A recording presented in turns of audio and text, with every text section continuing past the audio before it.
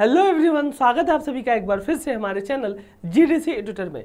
महाराष्ट्र के अंदर जिला परिषद में जो भी फार्मेसी ऑफिसर यानी कि औषध निर्माण अधिकारी की जो भी वैकेंसी निकली हुई है, उस वैकेंसी से रिलेटेड कंप्लीट सिलेबस की क्लासेस यानी कि MCQ classes with proper explanation हम अपने इस यूट्यूब चैनल पे टोटली फ्री चला रहे हैं। सारे सब्जेक्ट का एमसीक्यू अलग अलग फैकल्टीज के द्वारा आपको इस वीडियो सेक्शन में या प्लेलिस्ट बनी है वहां पे मिल जाएगा, वहां पे जाके देख लीजिएगा। और अपनी जिला परिषद की और महाराष्ट्र एनएचएम की और आरोग्य विभाग के अंदर जितनी भी फार्मासिस्ट, फार्मेसी ऑफिसर जो भी वैकेंसी है उसकी तैयारी आप यहां से कर सकते हो।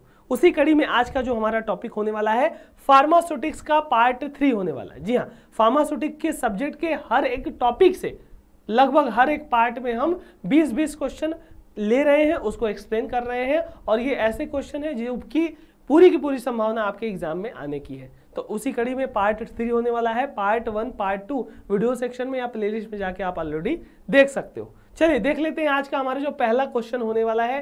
क्या पूछा गया है? पूछा गया है the ideal requirement for packaging is. जी हाँ, पैकेजिंग यानी प्रोडक्ट को पैकेज करने का जो मटेरियल वगैरह होता है, तो पैकेजिंग मटेरियल का या पैकेजिंग की आइडियल रिक्वायरमेंट क्या होगी, क्या होनी चाहिए कि भैया जो पैकेजिंग मटेरियल होगा वो टॉक्सिक होना चाहिए क्या? नहीं, नॉन टॉक्सिक होना चाहिए। तो ये भी गलत हो गया। एफडीए अप्रूव्ड होना चाहिए क्या? बिल्कुल। Food drug and administration approved होगा तभी ये ऑप्शन सही लग रहा है। और आगे ऑप्शन देख लेते हैं कि रिएक्टिव होना चाहिए क्या प्रोडक्ट के साथ? भैया पैकेजिंग मटेरियल रिएक्शन नहीं करना चाहिए, तो ये भी गलत हो जाएगा।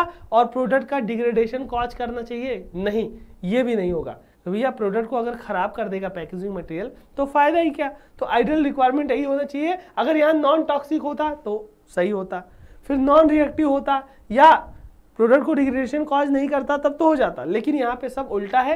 तो एफडीए अप्रूव्ड मेन रिक्वायरमेंट या आइडियल रिक्वायरमेंट होगी पैकेजिंग मटेरियल की। तो ऑप्शन यहाँ पे देख सकते हो बी वाला राइट हो जाएगा। जी हाँ, एक्सप्लेनेशन की अगर हम बात कर ले डियर कि भैया आइडियल कैरेक्टरिस्टिक पैकेजिंग मटेरियल की क्या क्या होनी चाहिए, यहाँ पे आप देख सकते हो कि भैया ये इन्वायरमेंटल कंडीशन के हिसाब से वो प्रोडक्ट को प्रिपरेशन को प्रोटेक्ट करना चाहिए।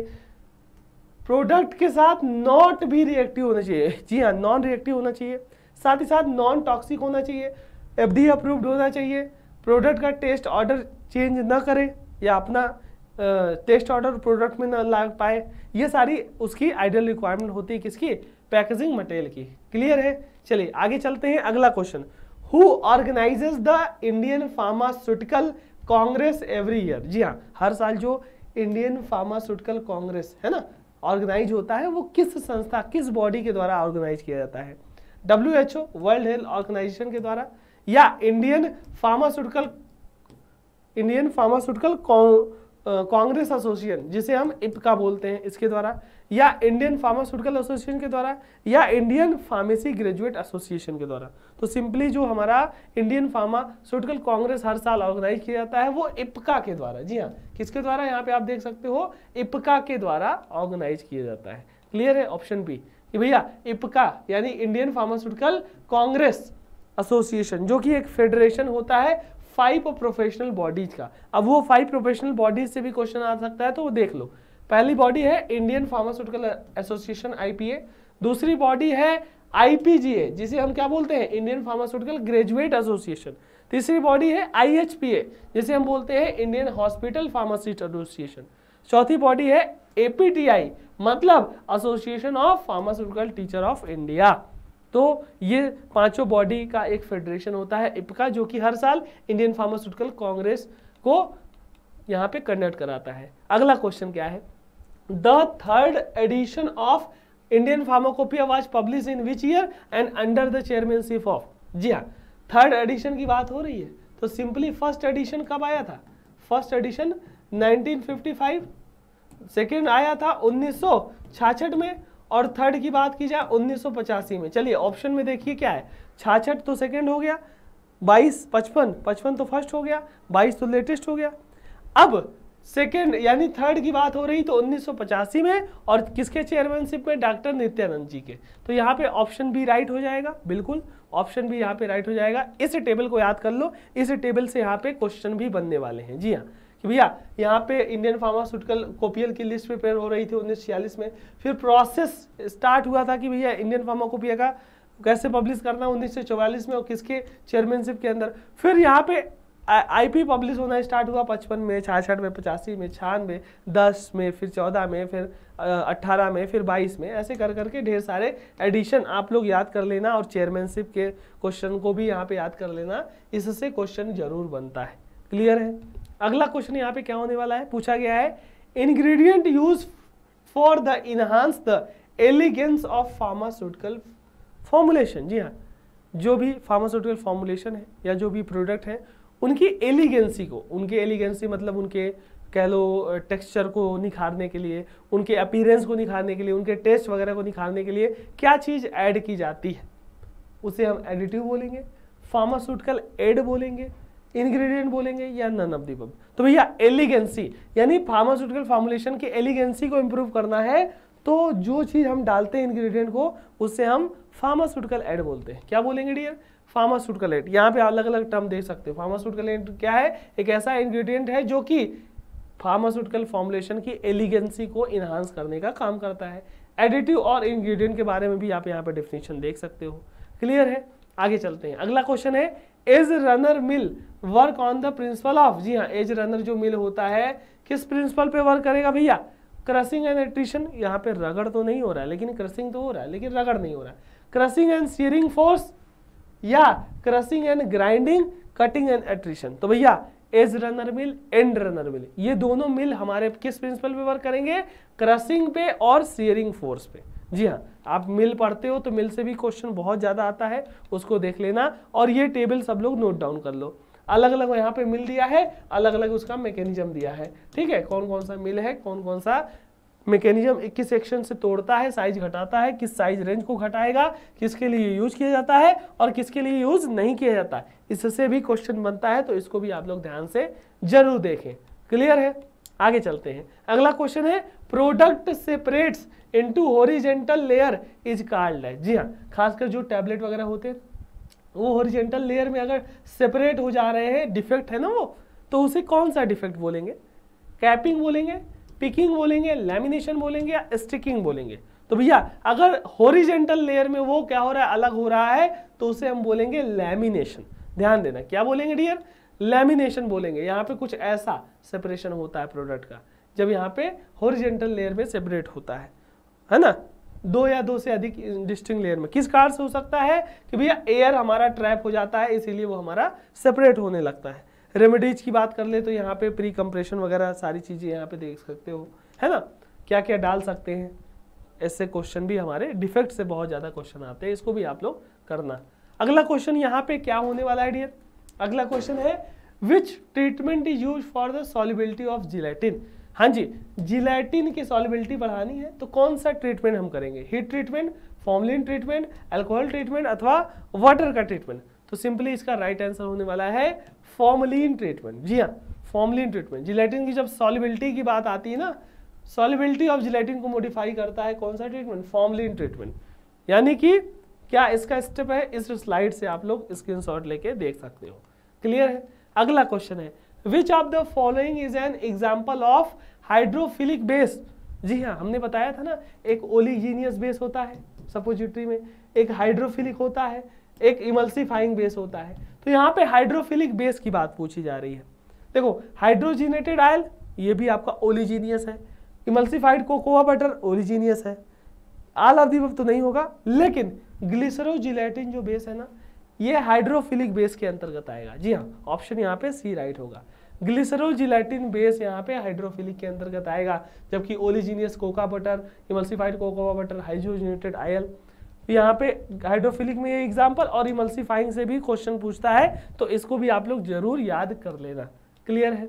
अगला क्वेश्चन है green bones are use for the preparation of gelatin of which type. जी हाँ, अलग अलग जिलेटिन का टाइप ए पढ़ा है हमने, टाइप बी पढ़ा है, टाइप सी, ये सब पढ़ा है ना।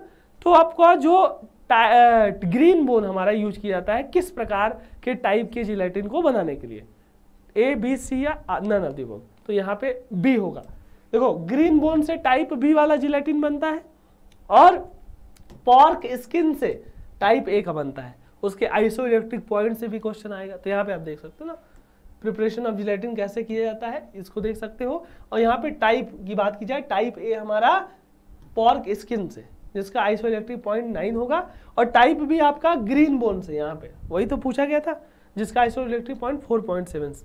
इससे भी क्वेश्चन बनता है। ये सारी चीजें hard gelatin, soft gelatin capsule, सारा क्वेश्चन आप इससे कर सकते हो। फिर चलते हैं, pessaries are meant for, pessaries होती है ना जो सपोजिटरी होती हैं, कि यहाँ पे इंट्रोडक्शन या कहाँ पे इंसर्शन करते हैं, वेजाइना में इंसर्शन करते हैं, रेक्टम में इंसर्शन करते हैं, नेजल कैविटी में या ईयर में। तो यहाँ पे सिंपली जो पेसरीज होती है ना वो वेजाइनल इंसर्शन के लिए बनाई जाती है, उसको हम पेसरीज बोलते हैं, जो कि औरतों के अंदर वेजाइना में जब इंसर्ट किया जाता है, जब वेजाइनल में इन्फेक्शन हो जाता है या कोई अदर इशू रहता है, तो वो पेसरीज यानी कि जो सपोजिटरी होता है ना वहाँ पे इंसर्ट किया जाएगा और वेजाइना में जाके वो घुल जाएगा और अपना असर दिखाएगा।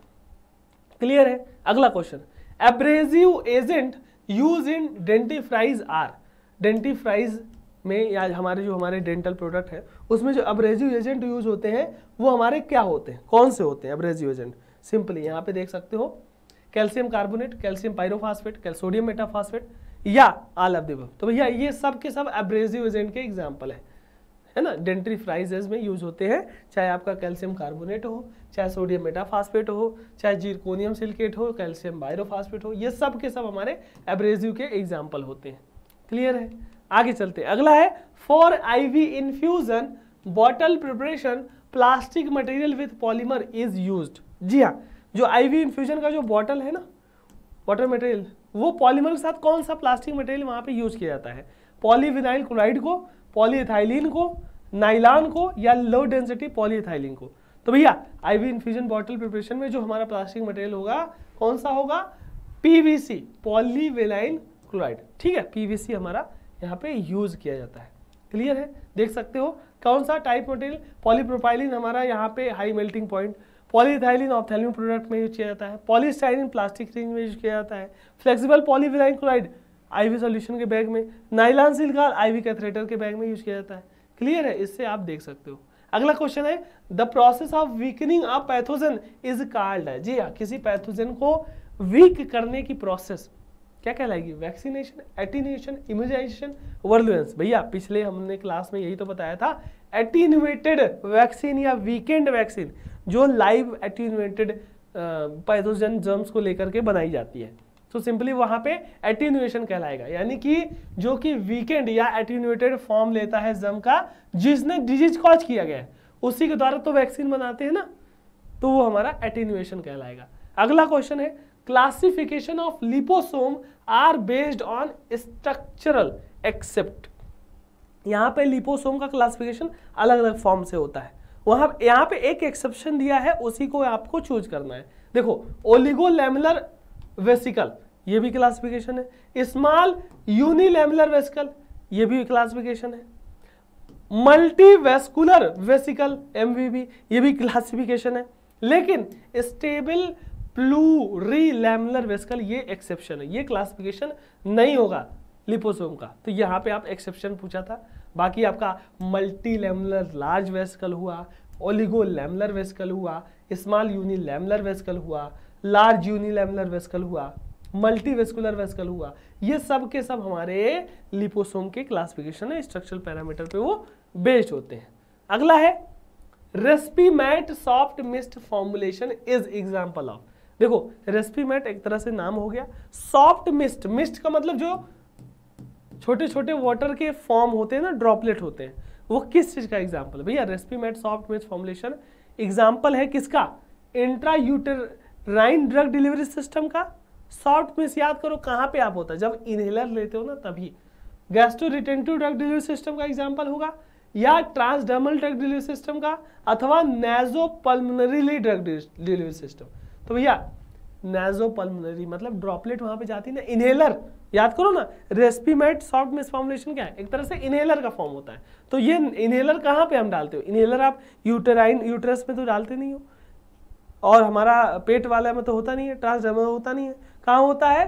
पल्मोनरी, नेजोपल्मोनरी। यानी कि यहाँ पे आप देख सकते हो ना, रेस्पीमैट सॉफ्ट मिस्ट जो इनहेलर होगा वो नेजोपल्मोनरी ड्रग डिलीवरी सिस्टम में यूज किया जाता है, उसी का एग्जाम्पल है। क्लियर है। आगे चलते हैं, अगला है the scatter diagram tool use in total quality management for, जी हाँ, टोटल क्वालिटी मैनेजमेंट में जो स्कैटर डायग्राम टूल होता है ना, वो किस लिए यूज किया जाता है? डेटा को गैदरिंग करने के लिए, या प्रॉब्लम को एनालाइज और आइडेंटिफाई करने के लिए, या दो वेरिएबल के बीच में रिलेशनशिप स्टेब्लिश करने के लिए, या एक एलिमेंट में यानी हर एलिमेंट के बीच डिग्री ऑफ इंपॉर्टेंस को स्टेबल करने के लिए। तो भैया जो स्कैटर डायग्राम होता है ना टोटल क्वालिटी मैनेजमेंट के दौरान, तो वो करता है दो वेरिएबल के बीच में रिलेशन कॉज करता है, बनाता है ना, कि दो अलग अलग वेरिएशन है, किस कारण से उनका, ये सारी चीजें यहाँ पे आप देख सकते हो कि कौन गैदरिंग ऑफ डाटा करता है टोटल क्वालिटी मैनेजमेंट टूल्स की बात की जाए तो, कौन हमारा डिटेल स्टेप ऑफ प्रोसेस को बताता है, कौन दो वेरिएबल के बीच में रिलेशनशिप बताता है, कंट्रोल चार्ट क्या करता है, हिस्टोग्राम क्या करता है, इस टेबल से आप लोग याद कर सकते हो। फिर चलिए यहाँ पे पूछा है इंडियन स्टैंडर्ड ऑर्गेनाइजेशन यानी ISO quality system model for quality assurance in production installation and servicing, यानी ISO की कौन सी फैमिली, कौन सा मॉडल प्रोडक्शन की क्वालिटी सिस्टम को अश्योर करेगा, इंस्टॉलेशन को और सर्विसिंग को। तो यहाँ पे अलग अलग कौन सी फैमिली होगी, ISO 9000, ISO 9001, 9002 या 9003। तो भैया किसकी क्वालिटी एश्योरेंस प्रोडक्शन को यहाँ पे वो करता है, इंस्टॉलेशन को और सर्विसिंग को, तो वो फैमिली होती है ISO 9002। यहाँ पे आप देख सकते हो अलग अलग फैमिली। ISO 9002 क्या करती है, क्वालिटी सिस्टम मॉडल होता है किसके लिए, for quality assurance in production installation and servicing. उसी तरीके से ISO 9000, 9001, 9003, 9004 अलग अलग यहाँ पे फंक्शन उसके देख सकते हो। क्लियर है। अगला है closeness of a measured value to the true और accepted value is known as. जी हाँ, जो भी आपका ट्रू वैल्यू है, एक्सेप्टेड वैल्यू है, उससे अगर एकदम क्लोजनेस है, एकदम उसके बराबर है, तो उस टर्म को एक्यूरेसी बोलोगे, डेविएशन, प्रिसीजन या बायस। तो भैया एकदम अगर ट्रू वैल्यू या एक्सेप्टेड वैल्यू को एकदम क्लोज है या एकदम उस पे है, तो एकदम बराबर है, तो एक्यूरेसी ही तो बोलोगे। प्रिसीजन कब होगा, जब उसके आसपास हो, उसके आसपास हो, एकदम क्लोज ना हो, आसपास हो, तो वो प्रिसाइज वैल्यू। जैसे मान लो 100 वैल्यू हमें चाहिए और कोई चीज 100 वैल्यू आ रही है रीडिंग, तो क्लोजनेस है या यहाँ पे एक्यूरेसी है। और प्रिसीजन क्या बोला जाएगा, 100 वैल्यू है, आ गया 95, 106, 93, तो ये हमारा प्रिसीजन हो गया। तो एक्यूरेसी यहाँ पे हो जाएगी कि भैया refers to closeness of measurement of true value. ठीक है, प्रिसीजन मतलब यहाँ पे आपका वेरी क्लोज होता है एक दूसरे से, लेकिन एकदम एक्यूरेट नहीं होगा। ठीक है। अगला है vegetable capsule cell are made by using gelatin, select, HPMC या नन ऑफ द अबव।